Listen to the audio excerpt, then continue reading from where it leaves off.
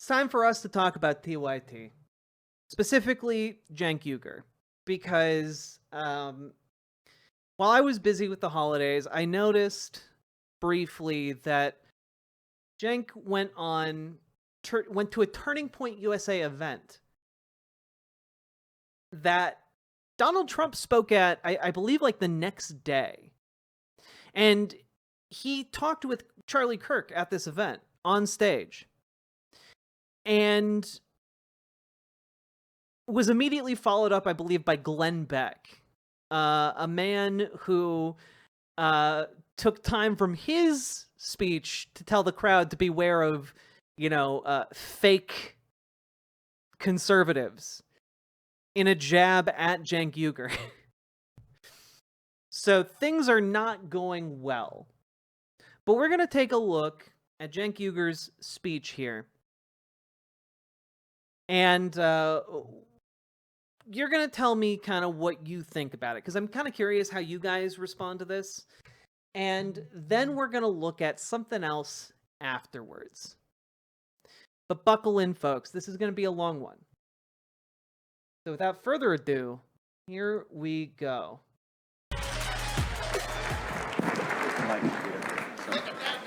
So, Cenk, welcome. Thank you. Thank you for that warm welcome. I appreciate it, guys. Thank you. So Cenk, the spirit of inviting you is that there's some This is very loud for me. I don't know if it's very loud for you guys. I'm going to turn it down a little bit. confusion of these divides of right versus left, populist versus corporatist. I guess a good opening would be, as a man in the progressive movement, as one of the leaders of the progressive movement, what do you make of this last year, the state of the Democrat Party, and kind of American politics from the more progressive left perspective? Yeah. So first of all, I'm proud to represent the left flank of the populist movement. And so just right off the bat, notice how he reframes what Charlie Kirk said, right? So Charlie Kirk, from the more progressive left perspective. From the more progressive left perspective. And Cenk then goes to reframe it. So first of all, I'm proud to represent the left flank of the populist movement, and I think we need both flanks, so I'm happy to have this conversation. And I just want to point this out. Just right away, the warning bells should already be dinging, okay, in your heads. Specifically because what he's describing is horseshoe theory. He's describing like, if you go far enough right, you become left, and if you go far enough left, you become right, in terms of like populism. He just uses populism as like this weird catch-all here. And that's not how politics work. The populist right does not want the same things that the populist left does. And insofar as there is agreement on what the left wants and what the right wants, the methods of achieving those things are extraordinarily different. Extraordinarily different. And horseshoe theory, by the way, not accurate.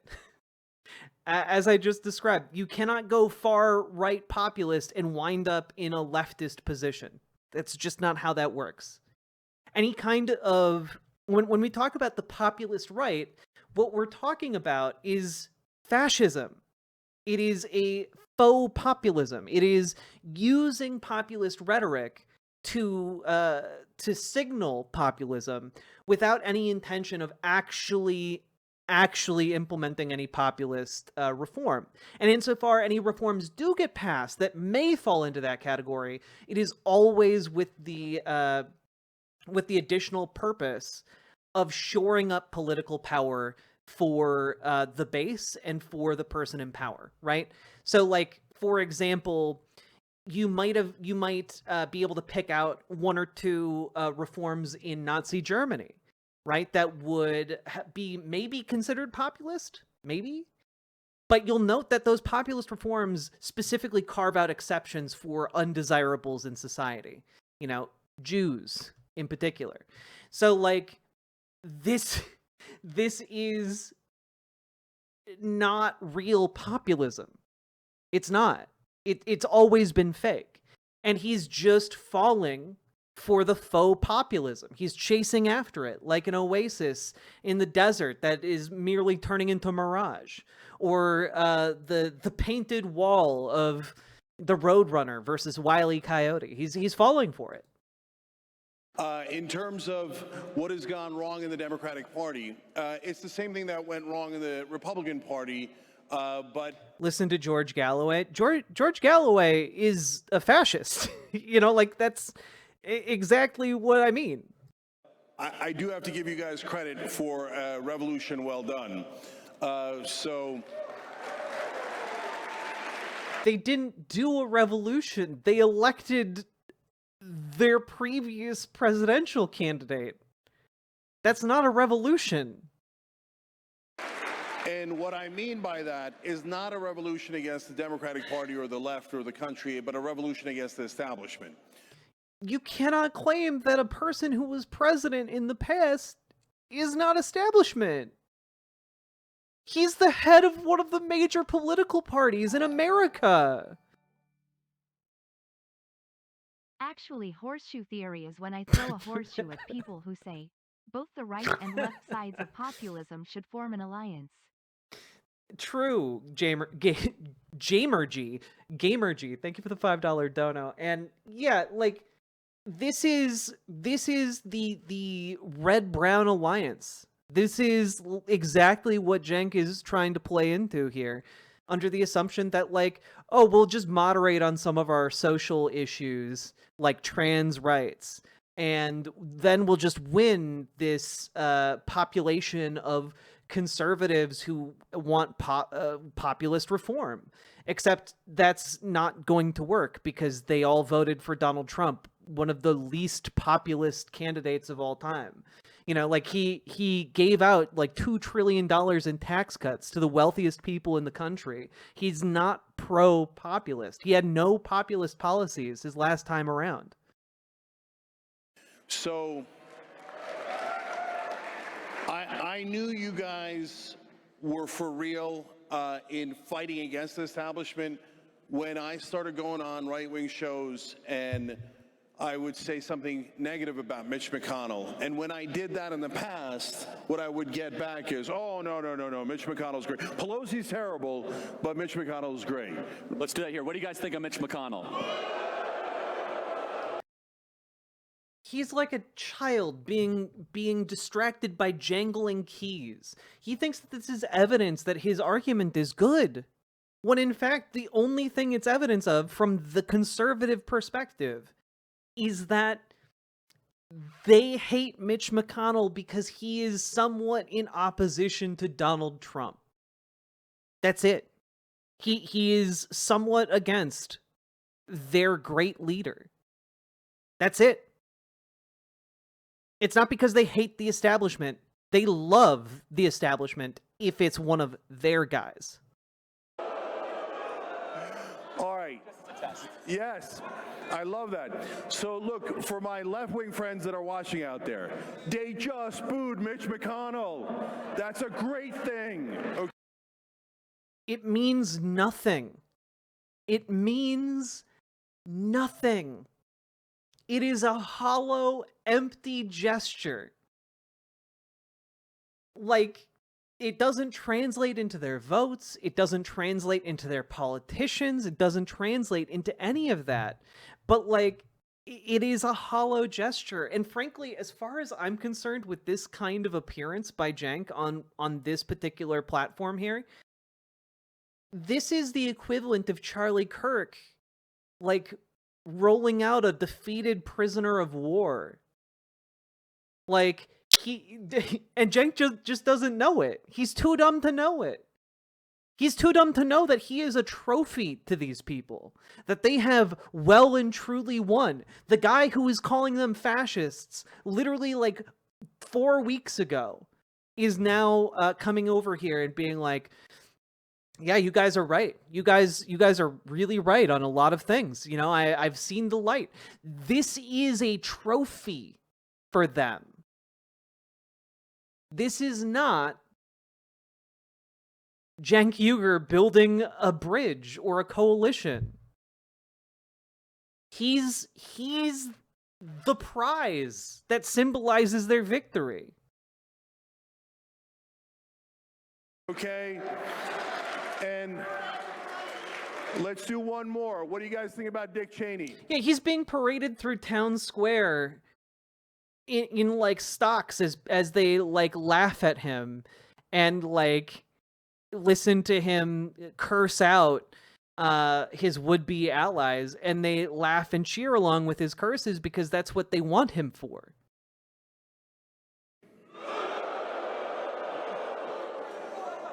My left-wing friends out there, we have been waiting for the right-wing populists to boo Mitch McConnell and Dick Cheney our whole lives. Yes, I mean, if you want it in even more blunt terms, this is Charlie Kirk and the broader MAGA movement that Charlie Kirk represents, with all the white supremacy and fascism and authoritarianism in tow, making Cenk Uygur his bitch. If you want like it put very bluntly, this is I mean, you couldn't really say it more bluntly than that. Take the win. Take the win. Now, what we need to do in the Democratic Party is we need... Take what win? What win are you supposed to take? Oh, good, they booed Mitch McConnell. Are they going to continue to vote for him until he's a literal rotting corpse? Yes, they are. What win are we taking? We need to do likewise. We need to have a revolt against the Joe Bidens, the Kamala Harrises, and the Nancy Pelosi's. They are... I had to get a 4090 to play Balatro at minimum settings. Thank you for the 5 tier 1 subs, Sake Tanuki. Balatro is such a good game too. But like, they're cheering you because not because they hate the establishment. They're cheering you because they hate Nancy Pelosi and because they've lived in a media environment that has demonized her for like 50 years. This is just, they want to own the libs, and you know, in their mind, this is a guy who is the left owning the libs and becoming conservative. It is the victory of their ideology. And the Hillary Clintons, and now all of a sudden the Dick Cheneys. What are they doing on our side? Are you guys nuts?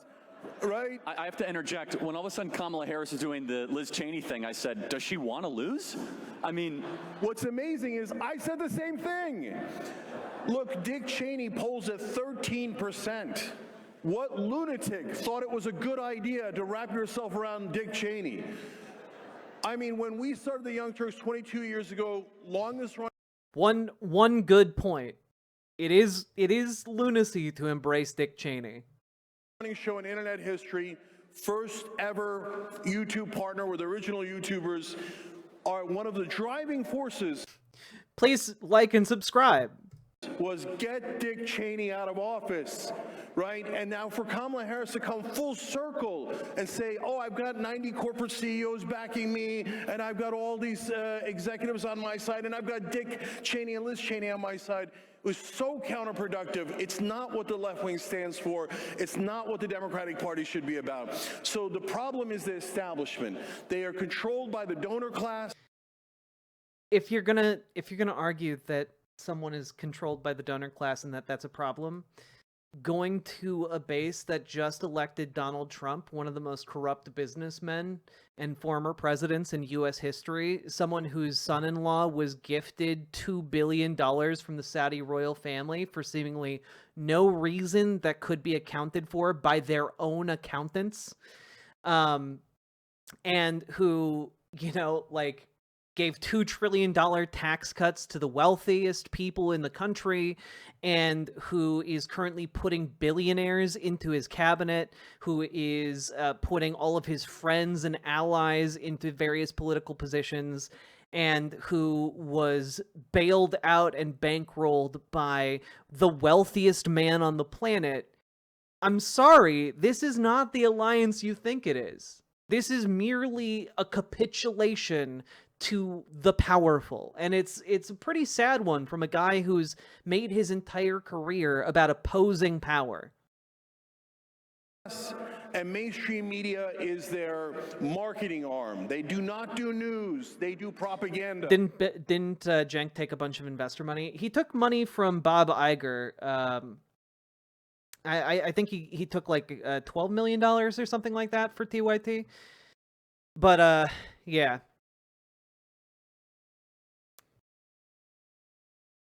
Oh, Kushner wasn't gifted $2 billion. It's now $3.5 billion. Now that the Qatar government gave him $1.5 billion. Yeah, it's so interesting how that happens. Despite no investment history from Kushner's investment firm.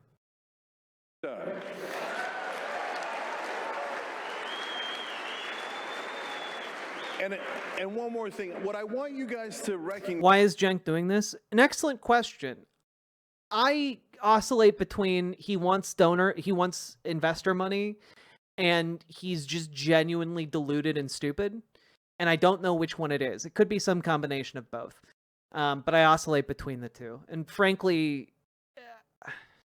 I don't get it. Is that Who's Bob Iger? Bob Iger is like one of the Disney or Pixar guys, I think. Mainstream media, you think, is against you. You think they're against the right wing. But they also hate Bernie Sanders.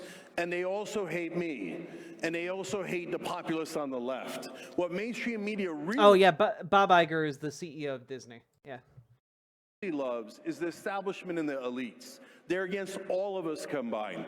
And if we dare unite on issues we agree on, they will be livid, and it'll be a beautiful day in America. And that is correct. I mean, no more war. We'll unite on all the issues. No, they won't. They're liars. Their main priority is backing up Donald Trump. And if tomorrow Donald Trump says we're going to war against Denmark, they will be like, oh yeah, it's always been a good idea to go to war against Denmark. If tomorrow they are not aligned with any particular political position outside of what Donald Trump says. That's it. That's the only thing they care about. He's the big, strong man who will save them. And you were kicked off of some of the cable news channels for having heterodox opinions on certain issues. So let's kind of look at the last couple of years. We can go back to the Bernie Sanders thing. Explain to us, why is it that right-wing revolution was successful, and the Bernie Sanders with 2 attempts actually won the primary in 2016, and he had it stolen. Again, stolen election talk can be a little controversial. They stole it from Bernie Sanders in 2016. Why was that revolution not successful? Yeah, I think it was because Donald Trump was a celebrity and they didn't take him seriously. So they made the mistake of giving him mainstream media. Why does Trump want the Panama Canal? So that he can basically charge other countries fees while prioritizing American shipping? Like, the Panama Canal and the Suez Canal are like the most important waterways in the world, essentially. Coverage. And so they thought... Oh, sorry, did I misremember? Was it Jeffrey Katzenberg who invested in TYT, the DreamWorks guy? I don't know, it was one of those guys. It was the DreamWorks, Pixar, Disney, it was one of them. And if you remember, Bill Clinton had this brilliant idea. We'll encourage Donald Trump to run on the Republican side, and it'll destroy the Republican Party. How'd that work out for you, Bill? And so I remember saying at the time, no, don't do that. Don't do that. Because what I sensed was, you need a non-politician to lead the revolt. So... because all the politicians, and right now they're having a conversation on the Democratic side about 2028, and the only people they mention are politicians. And my answer to that is, hell no, okay? Because the politicians are used to the corruption. They grew up in the corruption. They like the corruption. They got their power through the corruption. I don't understand how he squares this circle. I don't understand it. I don't get it, you know? Like... You're talking to a base that elected Donald Trump, one of the most corrupt individuals ever to be in U.S. politics. This is embarrassing. So I don't want that. I don't need that. And so when Trump came on, they gave him coverage. And here's when look, some people think that things changed after the election. No, I've been saying this from day one. Yeah, but some things did change after the election, because you'd also been saying that Donald Trump is a fascist. You've been saying that he is a corrupt fascist for almost a decade now, since he entered the political scene in 2015. It's been 9 years. And suddenly, Cenk changes his tone and his argument. And suddenly, Donald Trump isn't a fascist anymore. Suddenly he's, maybe he's right on some of these issues. Maybe MAGA was right on some of these issues. Strange. Correct. And so back in 2016, actually 2015, after I think it was the second debate, when Trump was on stage and he said, I gave all these guys money and they did exactly what I wanted. At that point, everyone on earth, certainly in establishment and mainstream media, says he has no chance of winning, none. I went on the Young Turks and I said, he's going to win the Republican primary, okay? Because people hate corruption and they know it in their bones, okay? Yeah, no, he was saying just like a couple weeks ago, guys, that Donald Trump is a fascist. And now he's literally sharing a stage with Charlie Kirk, a fascist, that Donald Trump would take a day later. So, like... Now, we will disagree on, is Trump really not corrupt? Is Trump really going to do the things that he promised? Is he really a populist? No. I would love to prove me wrong. I would love that. You don't have to ask that question. He's already been president. He's already been president. You don't have to ask the question. You know he's full of shit. Okay? And, my God, if Trump got money out of politics, one thing we're known for is credit where... How can you be saying that? After 9 years of him being on the political scene, you know he's not going to get rid of money in politics. The world's richest man just bankrolled him into the presidency. Like, what are you smoking, man? Credit is due, okay? I would give him all the credit in the world. We're not there yet. We're not close to there yet. So when we get into the issues, hey, how about, and remember, guys, you also have donors. Beware of the donors. Don't forget that, and don't let your guard down, okay? They're all in his cabinet. What are you talking about? So on the Democratic side, we have got to elect a populist. If we don't, we're going to make the same mistake we made when they anointed Hillary Clinton, when they anointed Joe Biden, and when they anointed Kamala Harris. To my Democratic friends, how many times are you going to lose before you realize that mainstream media and the establishment are lying to you? And so is that energy forefront in the Democrat Party right now? And I'm not saying this facetiously. Read us into what the... None of the people in this audience care about electing a left-wing populist. They would not be at a Turning Point Action conference if they cared about left-wing populists winning office. The power brokers of the Democrat Party are saying? Are they saying we need to run more to the middle, that we need to embrace more populism? We're hearing some of the names, but what is the vibe of the people that do this for a living? Yeah, so I can tell you definitively that the Democratic leadership and the Democratic establishment... Does he think he's going to get economic populism from Turning Point USA? Foxbet the musical, this is my main takeaway here, is that, yes, that is his political calculation in all of this, which is lunacy. This is Jimmy Dore shit. This is some totally out there wild conspiracy that frankly stinks of some Brianna Wu nonsense. But, we're not going into that box of worms. Will never voluntarily go in a new direction. Yeah, this is what I do call the dumb left. I think that we can safely put Cenk, if not all of TYT, in that category from here on out. Like, these are people who will, for whatever reason, still cling to the idea that they are still leftists, while also espousing the most brain-dead political analysis and political strategy you've ever heard in your life. They will never voluntarily accept populism. They are built on donor money. They are of the donors, by the donors, for the donors. So what I need left-wing voters to understand... This guy doesn't have a genuine bone in his body who could trust anything he claims to stand for. That's the thing. He's sold, and I don't know if he realizes it yet, he's sold out all of his credibility. Every shred of it that he had, he has burned it over the course of, like, I don't know, a couple months? For what? For what? Nothing. He's chasing a dream that doesn't exist.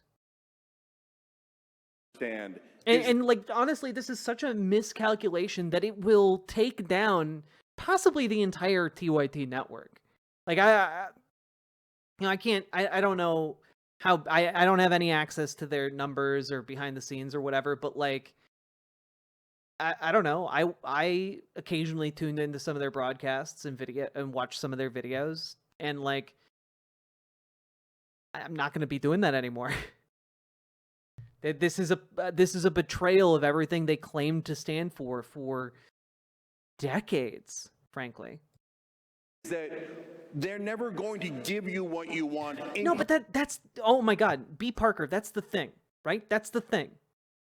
Dave Rubin is a more honest actor than Cenk Uygur.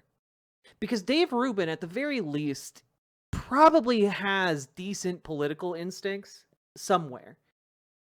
My analysis of Dave Rubin is that he frankly just lies to get a paycheck. You know? He says what he needs to in order to make that money. He is completely and utterly money driven. And my analysis of Cenk is that he's been genuinely duped into this position. And maybe he's been incentivized by some kind of monetary investment. I have no idea about that. But like, he seems to be genuine in his positioning here. And that is, I think, worse than Dave Rubin. At least Dave Rubin actually sold out his principles for something in return. I think that this guy is just getting nothing out of this. I don't think he's going to get anything out of this, and it's going to leave him broken and sad, you know? Incrementally. Martin Luther King talked about the tranquilizing drug of gradualism. Oh, if we just go a little further with Joe Biden. Yeah, also keep in mind, Charlie Kirk has done multiple videos at this point about how Martin Luther King Jr. is the devil. So, great way to speak to Charlie Kirk's audience here, Cenk. And he'll give us another crumble and another tiny increment. No, they're going to just pick a new and improved corporate robot like Pete Buttigieg or Gavin Newsom, and they're going to come out with a new script, and they're going to say, I am now a populist, and they will wear flannel shirts, and they'll go to barbecues, and they'll pretend to eat ribs, and then they'll sneak out and go to French Laundry, right? So don't... Also, who goes to a barbecue and pretends to eat ribs? I think they'll just eat the ribs. No one goes to a barbecue and pretends to eat ribs. Ribs are delicious. What are you talking about? Believe the corporate robots. It was just an opportunity, I guess, to say politicians are duplicitous and dunk on Gavin Newsom. I get it, but also, like, the idea that conservatives aren't doing this is ridiculous. Conservatives do this the most. How many folksy flannel shirts have you seen conservative politicians adopt? How many cowboy boots have you seen them start wearing the second they get into office? How many cowboy hats? Like, are you kidding me? George W. Bush, like, bought a ranch in order to appear more country. You know, he was like an Ivy League educated man, and he pretended to be like a cattle rancher.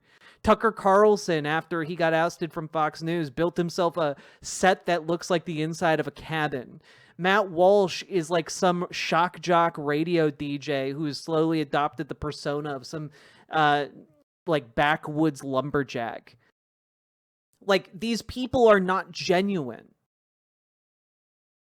And the idea that, like, oh, well, Republicans like genuine identity and Democrats don't.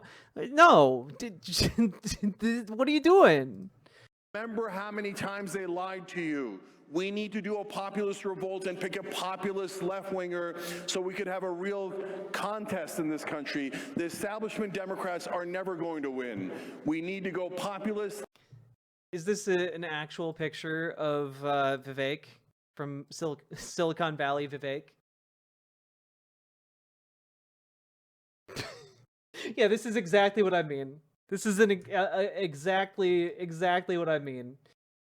Vivek Ramaswamy, Vivek, Silicon Valley investor, Ramaswamy, dressing up in an American or a Texas flag shirt with a cowboy hat.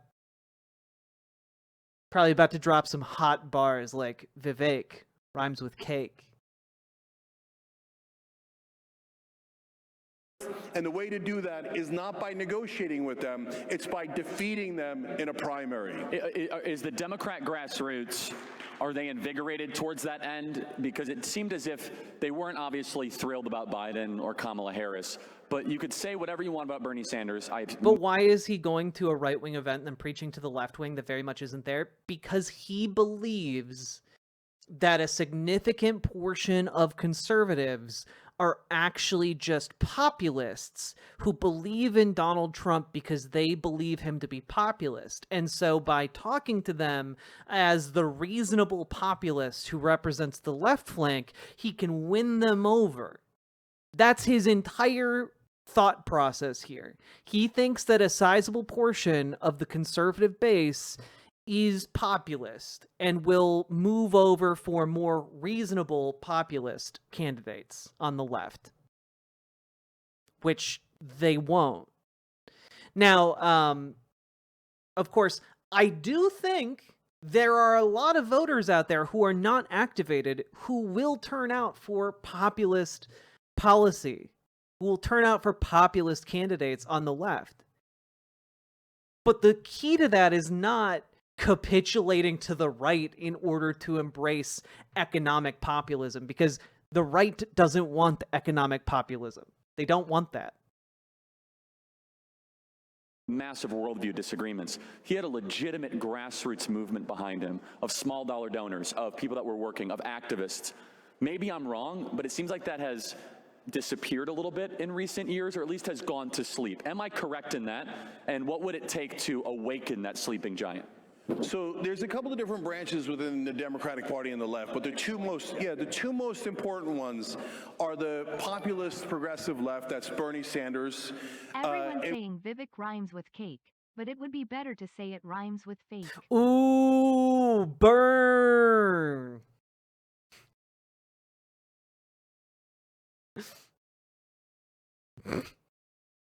Everyone's saying Vivek rhymes with cake, but it would be better to say it rhymes with fake. Boom. Lay it down, Saki Tanuki. Thank you for the 5 gifted tier 1 subs. And we can debate about progressive issues and policies on another day, right? But then there's the establishment wing. So the populist wing is already there. That base that was there in 2016 and 2020 still exists. And remember, guys, and I say this to you and I say it to the left wing, Bernie won the first 3 states in 2020. He was this close to winning until Obama and Clyburn called in all the candidates. He's right. And said, you all have to bow to Joe Biden. And then mainstream media then said, Joe Biden is the greatest. And they started talking about how Bernie Sanders, the most successful Jewish candidate in American history, had followers who wore brown shirts and fascists and Nazis. Where have you heard that before? So whenever it's an outsider... The issue is, are those labels correct or not? Was it correct to label Bernie bros as fascists? No. Was it correct to label the MAGA movement as fascist? According to a number of Holocaust historians, yes. It's not rocket science. If you are wrongly calling someone a fascist, that's a problem. If you are correctly calling someone a fascist, that is a correct labeling, but also still a problem that we need to address. Not the calling them, but the problem being the fascist existing. All of a sudden, mainstream media says fascist, even if it's a Jewish candidate, right? So they use the same tricks. Is that Charlie Kirk on stage with him? I've been Yes. canceled. They do the same thing to both of us over and over again. So the left-wing populists are ready, but we do need some more votes from people who used to be in the establishment Democratic camp. And why were they in that camp? See a Because they snake? love corruption, they love war, they love change. No, guys. They were in that camp because mainstream media lied to them. And mainstream media told them, oh, Bernie can't win. Bernie was up by 12 points on Election Day in 2016. They said, he's radical. And they called you guys radical and said you couldn't win. They call us radical and say we can't win. But they're wrong. They're lying. So what I need Democrats to understand is stop believing in Morning Joe and The View and all the garbage on TV. That's true. But unfortunately, it also now includes TYT.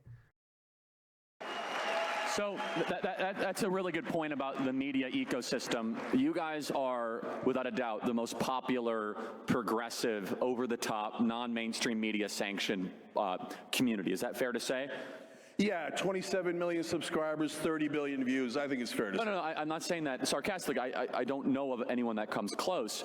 However, do you think there's a robust alternative media ecosystem on the left that is comparable to what's built on the right? I can say confidently what we have on the right is pretty impressive. We have from podcasting to videos. We don't rely on cable television. Who here listens to podcasts or social media for all?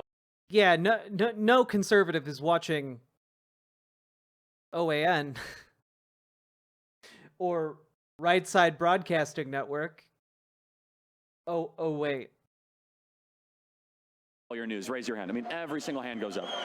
So do you think the left has some work to do in developing over-the-top media to be able to bypass the main networks? Oh, no, Valerie Volatile, I think that TYT will gain subscribers from conservatives. I don't know that those subscribers will translate into paying subscribers or into views. So we'll see what happens, of course. Yeah, so we have TYT as a giant network, but we have a lot of great progressive and populist shows that are not part of TYT, that's in the left-wing ecosystem. So I don't think that that's the issue. I don't think that there isn't enough shows. I think that there's a couple others. One, on the right, you guys do a great job of coalescing, okay? So you do a couple of things well. Yeah, also, yeah, you can be a fascist and Jewish. A religious affiliation does not mean you cannot be a certain political affiliation. Whoa, 1 second.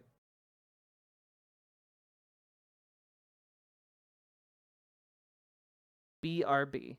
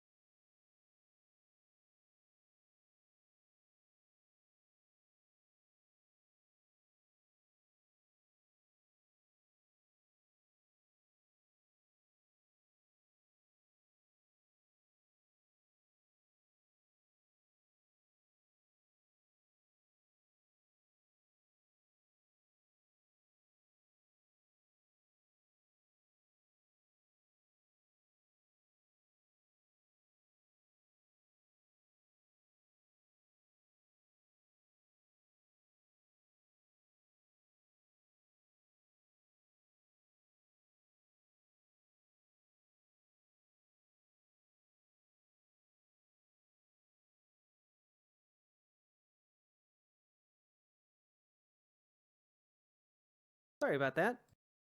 There was a loud bang upstairs, and I wanted to make sure everything was okay. See a little typo. We back, baby. BRB is how long? It depends. Look, I got shit going on around me. You know, sometimes I gotta go check and make sure everything's okay.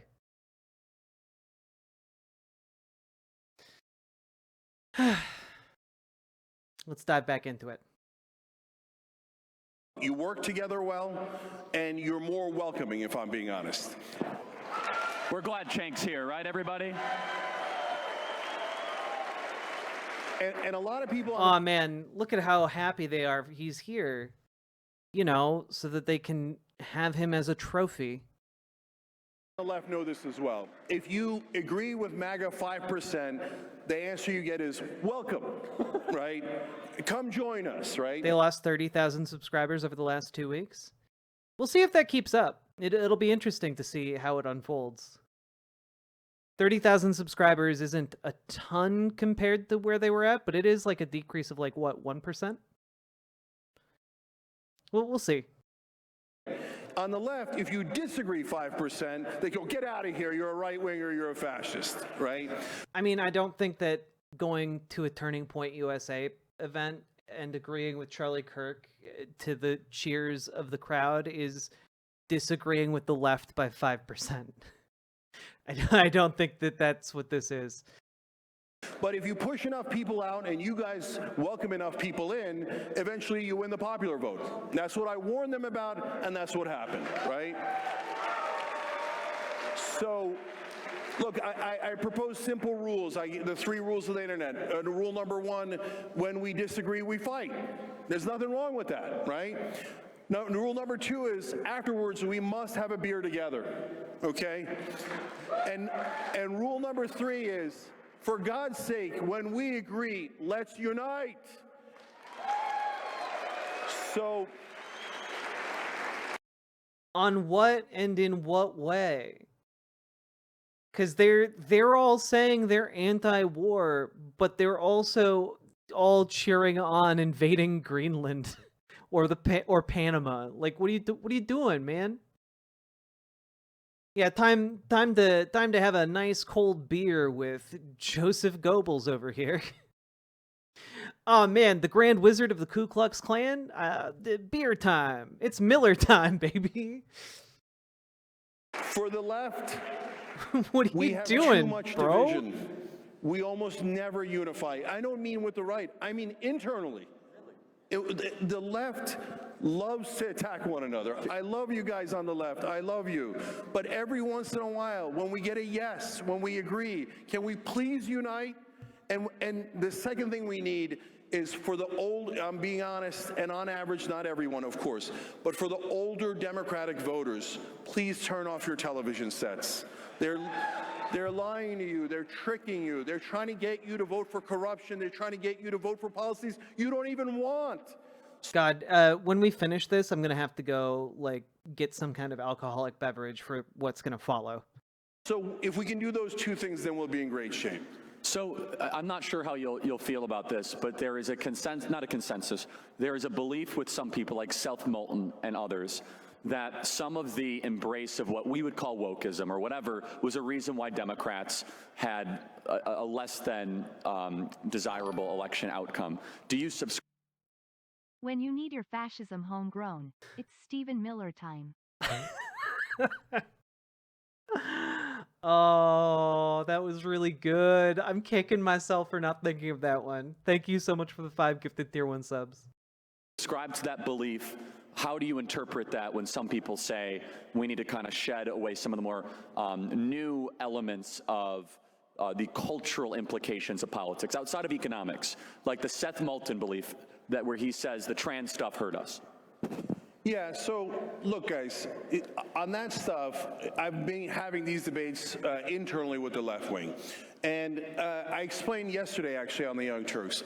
Look, everybody's positions are in a different part of the left-right spectrum and on different policies. So I can name you policies where you say, well, that's pretty moderate, right? I can name you Amador, it makes me sad too. They were pivotal in me embracing like more online news and getting me to the Majority Report and the Michael Brooks Show, and like the fact that they're going this route, it is deeply sad, and frankly it's also deeply troubling considering that they are one of the largest voices for potential political change in our space. Like this is not great. This is not great news. Policies that, I mean, you're not sure is left or right wing, but that is definitely populist, right? But some of my policies might be called extreme left in America. So, for example, I'm massively in favor of gun control. You told them not to boo, but I knew they'd boo on that one. They paused to their Yes. their respect. You were asking for it, Cenk. Yeah, I did ask for it.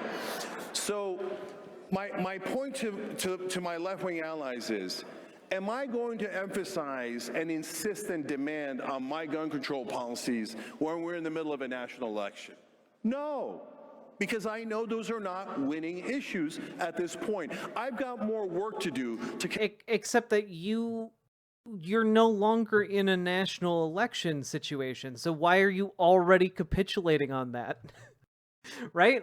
Like, you've already capitulated on it. Well, it's not a winning position, so, you know. Just push it off to the side. convince the American people before we get there.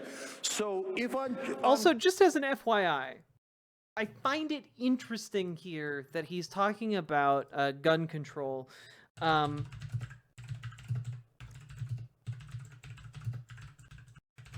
Just out of curiosity here. Do do do do do do do do do do.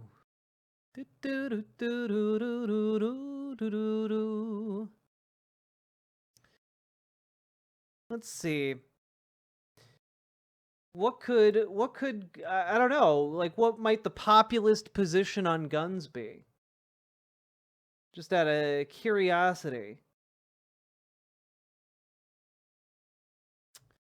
Oh. Well, that's interesting.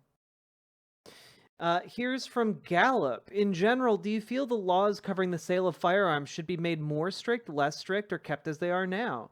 And 56% of the country, as of October of this year, feel like they should be more strict. But back in June of 2022, 66%. That's crazy. Oh, wow. In October of 2018, March of 2018, 67%. That's crazy.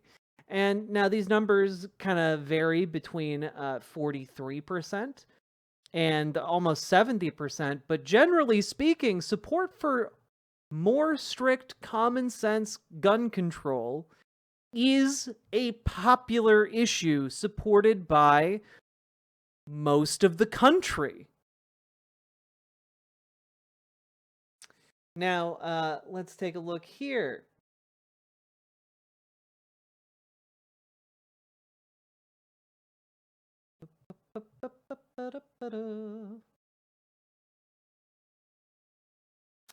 Should there be a ban on the manufacture, possession, and sale of semi-automatic guns, known as assault rifles? To this day, it's still a majority. It's down from 61% in 2019, but now it's still a majority. That's crazy.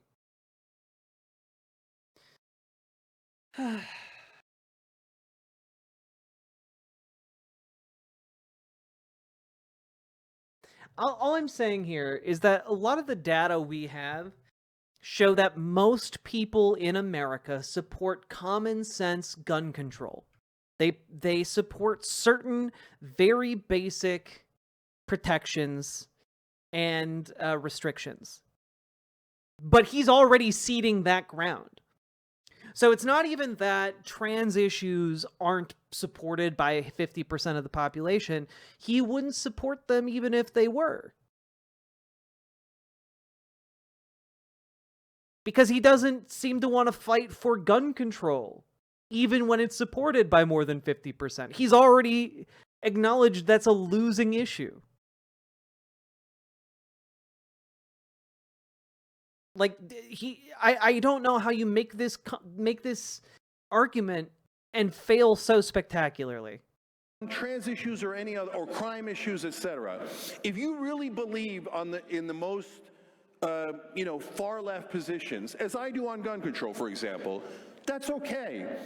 But you've got to know what to emphasize and what not to emphasize. And so if you say, no, I'm going to die on every extreme hill. Well, I know that Cenk's audience is the target. I know that the audience here is the target. The audience here doesn't agree with him. That's the issue. The audience here voted for Trump. They voted for someone who is objectively worse populist positions. They voted for someone who is objectively more corrupt. They voted for someone whose main accomplishment last time around was giving a massive tax cut to the tune of $2 trillion to billionaires. And frankly, like, the idea that, like, oh, well, his target is this audience, this is not a receptive audience. He would have a much better result showing up at, like, I don't know, like some kind of Taylor Swift concert to talk to them, to people who aren't necessarily showing up to vote.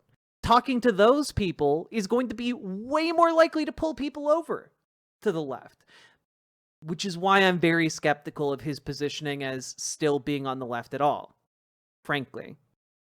you will. You don't go and agree and get buddy-buddy with white supremacist Charlie Kirk in order to show how good leftist ideas are. Politically, you will die on that hill. And then you lose on all of your issues, because it's sometimes a binary game. Certainly elections are. So you got to know what to convince the American people of and what to hold your ground on. And the number one thing to hold your ground on is constitutional rights. So I'm going to do some... Like the Second Amendment.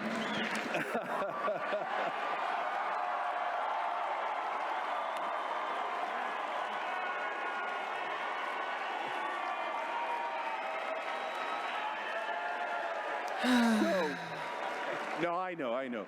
So, guys, that was the biggest cheer in this entire thing, and it was him getting owned. This is just a humiliation ceremony for the cheering masses of MAGA.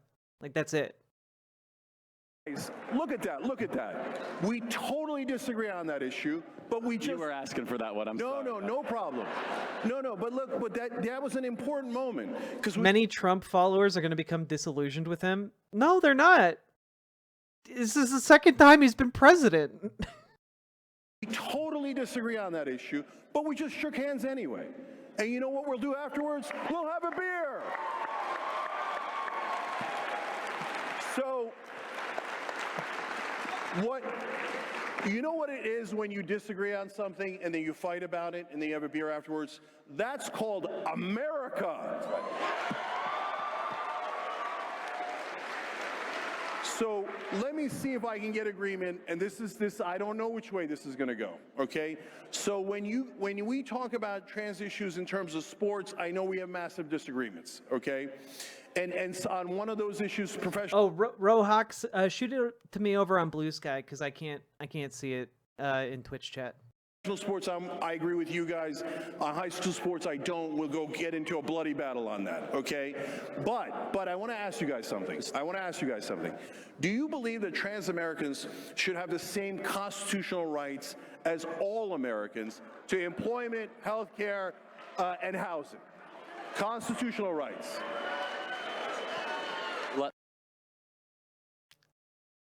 They don't believe that. They want to be able to, like, deny service to someone on the basis of them being trans. They want to be able to deny accommodations to someone on the basis of being trans. They want to be able to discriminate against trans people. That is the entire premise. Like, the fact that the fact that Cenk has been in this business for decades now, and it seems to be unaware of the fact that the entire argument about trans Hi, Jack. kids in sports. Hello, Hammock. The entire argument about trans kids in sports or trans high school athletes, that was pushed by the same guy who popularized critical race theory as a Republican talking point for years. That was manufactured by the same guy who popularized DEI in the current lexicon of America. That in American politics, I should say. Trans participation in sports was made by a guy, a Republican operative, for the express purpose of villainizing and demonizing transgender people. That's the only reason the entire trans sports debate exists. That's it. How is that one guy getting away with this? Oh, he's paid handsomely by the Republican Party. He's a well-respected figure, and people don't talk about him enough. Was it James Lin? No, it's not James Lindsay. What's his name? Guy who popularized CRT. Christopher Rufo. That's right. He brags about it on social media, by the way. He brags about it. His job at like conservative think tanks is to come up with these types of this type of rhetoric for Republican politicians to use. Christopher Rufo. Yep. And he takes credit for it too, openly. So all I gotta say here is that what we're talking about here is pure and simple bad faith that Cenk has fallen for. He's fallen for it, like comedically, like a sap. And what we're winding up seeing is that he's like, whoa, you guys don't hate trans people constitutionally. You guys just hate them in sports, right? Right, guys? And like, no, the entire purpose of this issue was to mainstream the hatred. That was the entire purpose of it.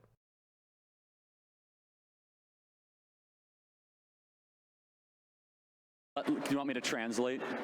Well, there is no constitutional right to housing. Okay, so I hear you. You know, when someone says that what they're saying is, we'd really like the right to discriminate against trans people in housing.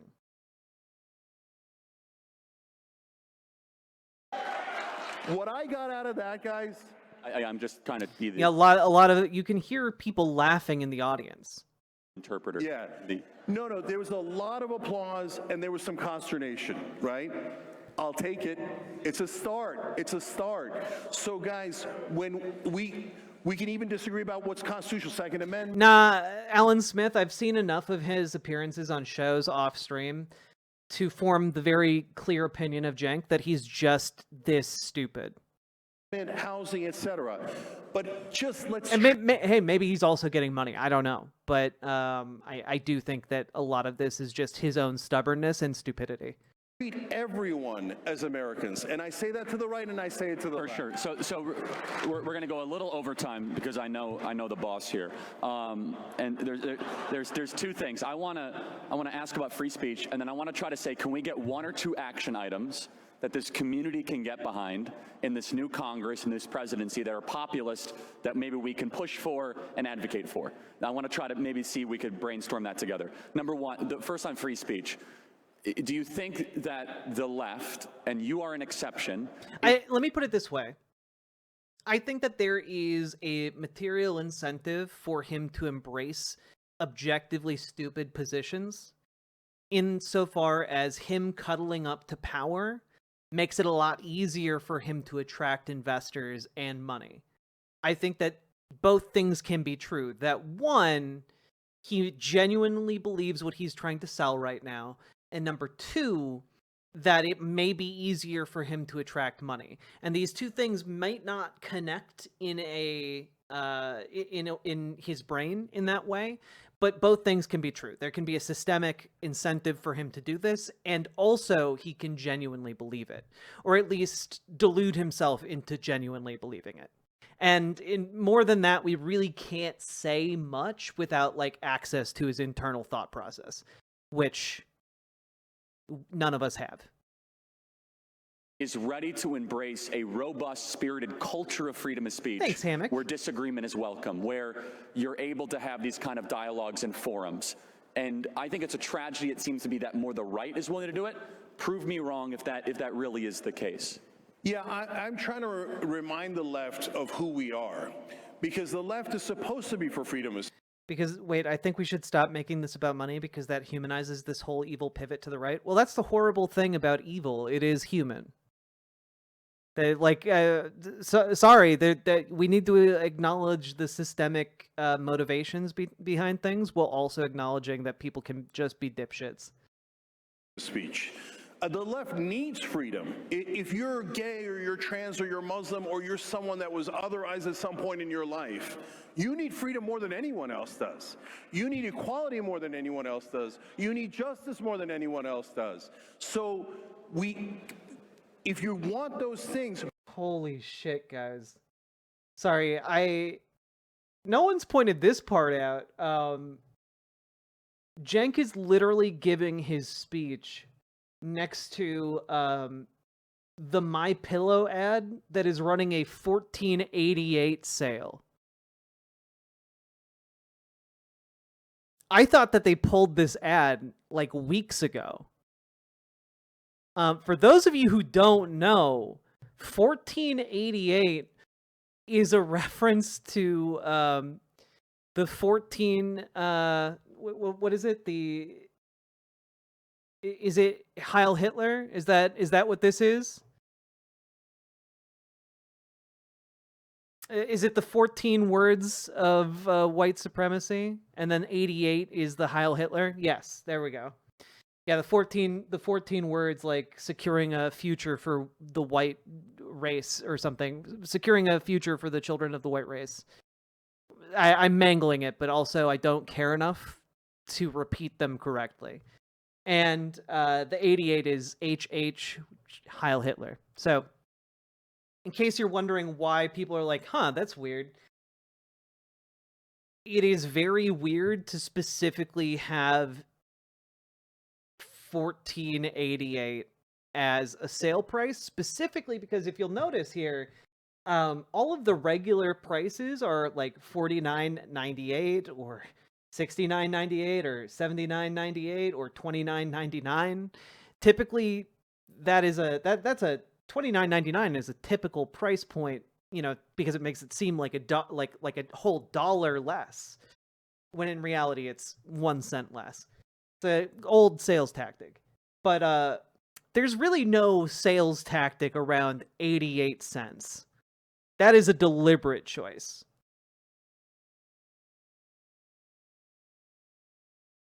So anyway, yeah, I don't think this is the audience that's going to be receptive to this, Cenk. Just thought there. But you've got to reciprocate. So you've got to not. I want you guys to not assume that it's not a dog whistle. It's just a whistle. True. Or that we're bad. But if we're going to do that, the left wing has to do the same. They have to assume that you're not evil, that you don't hate them, and you're not all of these things. So I know from time to time we'll still get back into the battles and we'll still call each other names, right? But overall, if we can begin to not hate each other. And so when we disagree, let's try two more real quick here. Okay. When we disagree, can we agree to not hate each other? You know, it's a lot easier for him to say that than it is for, you know, like, they hate, well, frankly, they hate Cenk for not being white. Like, they don't think that he should be in America. And if you think I'm wrong on that one, you have not been paying attention to the entire H-1B visa debate going on on Twitter right now. Currently, Elon and Vivek are like fighting for their lives, and a lot of conservative Indian voters are learning that in fact they are not beloved by white supremacist MAGA. A lot of the MAGA civil war is brewing, and it's honestly too stupid for me to get into right now, but I'm just pointing that out. They do hate people like Cenk. And second of all, they also hate people like me. You know, they specifically want a right to like cut me off from the healthcare I need in order to live because I'm a trans woman. You know, they specifically want to destroy my ability to exist, to eliminate transgender ideology, you know, which involves, you know, scrubbing people like me from public life. So, wait, they're deliberately doing it just so the cashier has to give you a penny? Well, they're deliberately doing it because the price seems lower, and that in turn tricks you into making the purchase in the first place. The 99-cent thing. All right, excellent. And when we have these fights, to Charlie's point, can we, for the first time in my lifetime, begin to actually listen to one another? And Charlie, I'll give you credit on this, because one of the turning points, if you will, in how I started to view the right wing is when you came on the Young Turks at the RNC, and you know, I believe I covered that because I was shocked at how like little pushback they had against him. we started talking about banning private equity from buying residential real estate, so Which I totally agree with. That the young people in this audience should not have. And I will wager literally everything that I own and ever will own on the fact that they will not actually pass any legislation to that effect. None whatsoever. They want private equity to be able to buy up everything. That's the entire premise of, and the reason they have billionaires in cabinet positions. To compete against BlackRock to be able to own a home. Do you guys agree?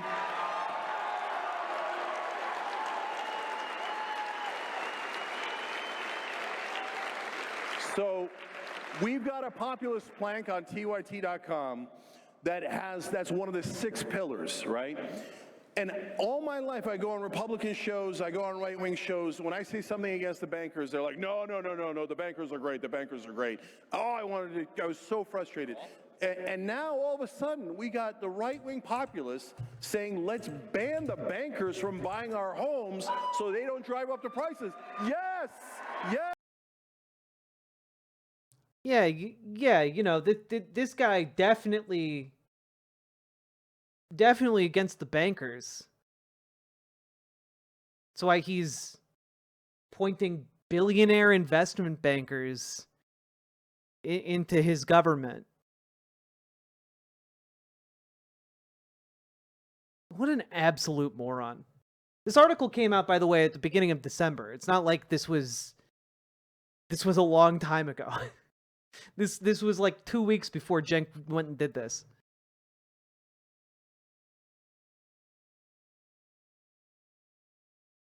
Yes. The left, take yes for an answer. Take yes for an answer. And look. Also, yeah, conservatives tend to hate a very specific kind of person when they talk about bankers or globalists. They're not usually talking about people who work at banks, though. They're usually talking about, they're using it as a dog whistle to talk about Jews. What I said I know Cenk knows this, by the way, but he's playing stupid on purpose at the moment. Line on X was, at least what we got out of this election is, we're no longer in an establishment. Honestly, Sophie Bliss, like, this is worse than mainstream media because he's trying to normalize to his audience, like, worse politics than mainstream, like, liberal press inculcates in their audience.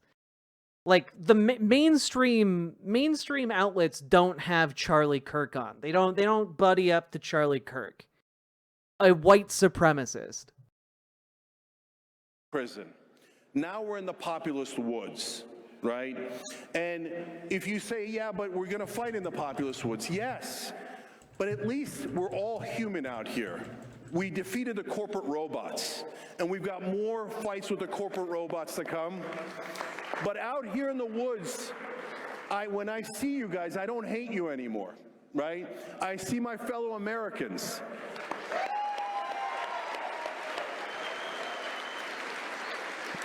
And so in these populist woods, we'll sometimes have skirmishes, sometimes we'll have battles, but the main thing I'm trying to drive with the 6 points to the populist plank: higher wages for Americans, time off for moms after they have a baby, anti-corruption, totally agree with that. anti-war.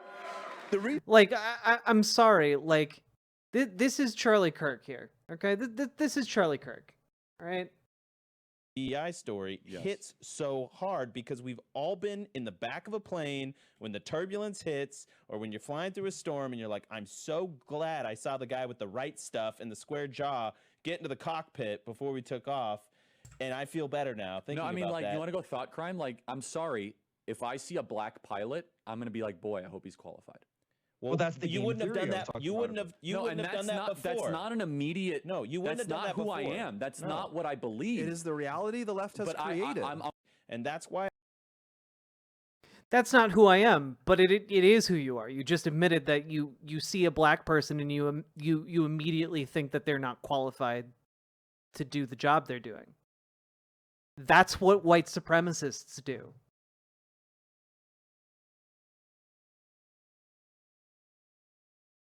I'm sorry, Cenk, you're sharing a stage with this guy. Audit the Pentagon. Oh, yes. So the reason I picked those is not because they're the most left-wing positions, because those are the positions we all agree on, right?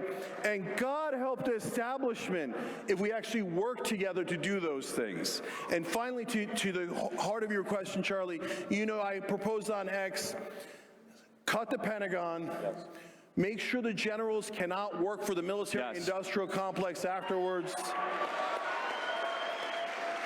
And free Edward Snowden. Oh. I agree. So none of these things are going to happen. Not a single goddamn one. It's beautiful that we have populist agreement on the right and the left on those issues. So I'm asking you guys, let's make those a reality, because right now, a lot of my friends on the left don't believe you. They think, no, they... It's true.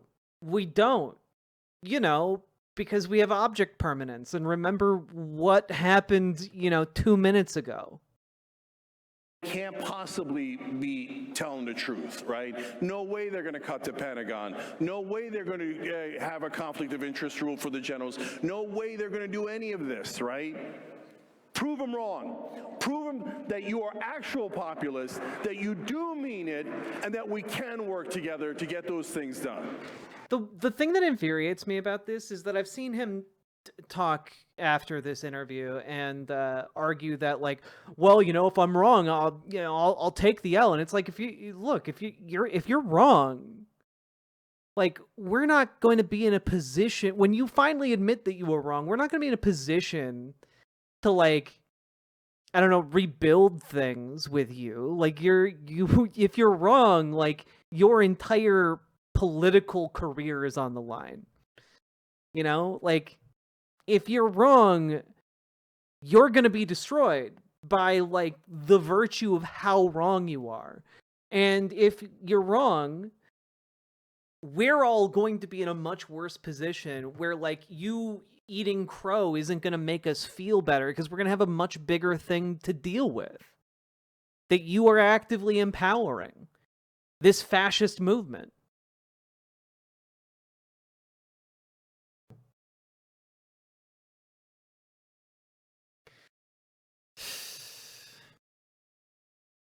Cenk, thank you so much. Guys, that was great. Thank you.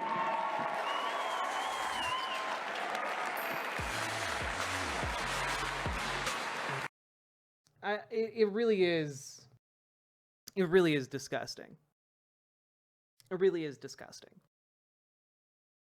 Now, my plan for this was to actually watch this back to back with another thing, but I think we're gonna do like this is gonna be kind of like a part one. But I have a final cherry to put on top for you guys, which is that Cenk Uygur is still fundraising off of this. He's sending out emails asking for donations to TYT because of this appearance on at the Turning Points USA event. And I know that because I got one and I screenshotted it for you guys. Over the weekend, I attended Turning Point USA's America Fest and joined Charlie Kirk for a conversation about the ways the right and the left could work together to defeat the establishment. First, let's make something crystal clear. I have not gone MAGA. I'm not Dave Rubin, and I'm definitely not a Republican. But something funny happened. I got a standing ovation in a room full of right-wingers. This is Carolyn Poroshenko. This is Carolyn Poroshenko all over again. This is, I went to a Trump rally and people were nice to me. Just writ large. This is what it is. Like, oh, wow, well, I went to this event and they all stood up and clapped for me at the end. They stood up and clapped for Charlie Kirk because he came there and presented your head on a silver platter to his entire audience. That's why they clapped. They clapped because it was the triumph of their ideology over the things you purported to believe in the past, and they saw it as the biggest possible victory for themselves and their movement and their God King Donald Trump. That's why they stood up and clapped. And you were too dumb to understand the dynamics at play in that moment and in that situation. And instead of understanding that you were the butt of the joke, you stood there and said, yes, more. Give me more applause. Yes, this truly is a future that could work. And you are wrong. Completely and utterly to the greatest possible degree. Did I get booed a few times? Sure, but guess what? I got them to boo Mitch McConnell and Dick Cheney too. I'll take that. I understand attacking turncoats who change their opinions to appease the right, but I haven't changed any of my views, and we agree on core issues like corruption and war. You don't. Demonstrably, you don't agree on those issues. Demonstrably. Donald Trump and his base do not agree with you when it comes to corruption. They do not agree with you when it comes to war. They do not agree with you.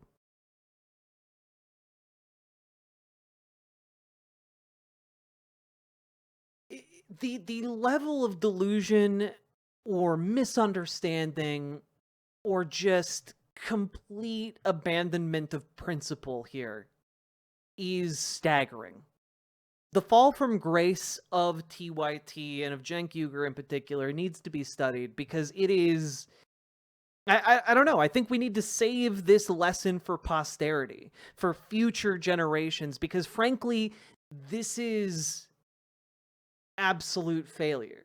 That's what this is, and that's what this looks like. And I'm deeply saddened by it.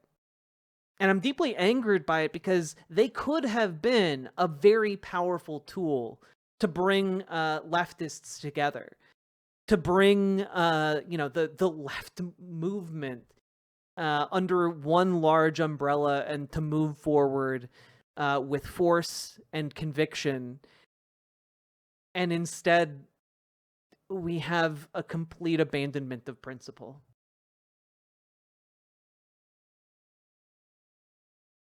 And I feel a little bit responsible due to the fact that I supported them for a long time. You know, at one point I subscribed to TYT. At one point, I had Anna on the show. We talked about a lot of things. We talked about the invasion of Ukraine, and you know, I got shouted out on their main show. I used that as like a trailer for my channel at one point.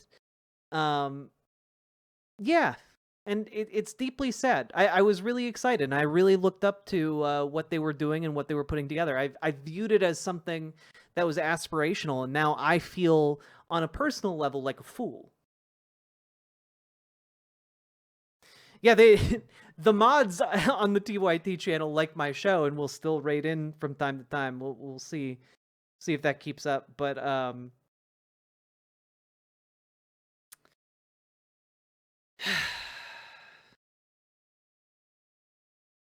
it's sad.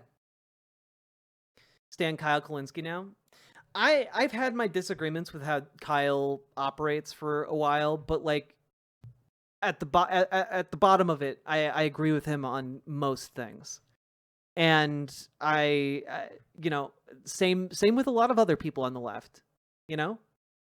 Same with the Majority Report. Same with you know, a lot of these left-leaning outlets and people work really hard and have actual conviction and principle. The Humanist Report is great. I love Lance from the Serfs. I like the Leftist Mafia. Like I've gone on that show.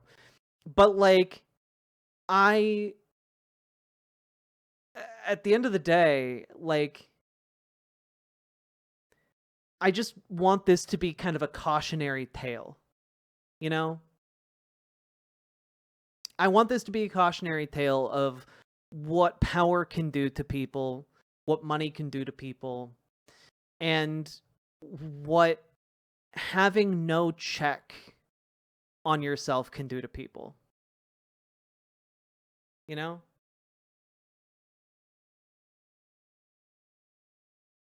And I you know, there are lots of people in this space who are flawed, whether by being naive or trusting of the wrong people. And like, frankly, I've had to learn the hard way that like sometimes trusting other figures in this space can backfire spectacularly. And I've talked about it on stream before, but like one of the first people I collaborated with while streaming turned out to be an awful individual who went into hiding because of being accused of sexual assault by like 16 people.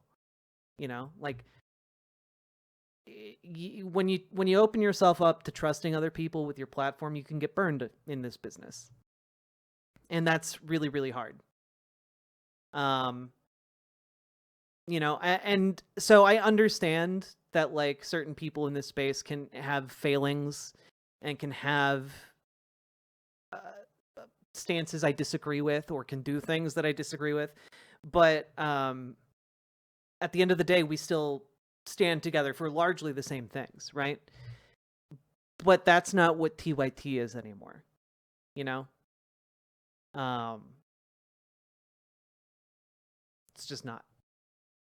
And for my part, I want to apologize for any degree of normalization I did for them.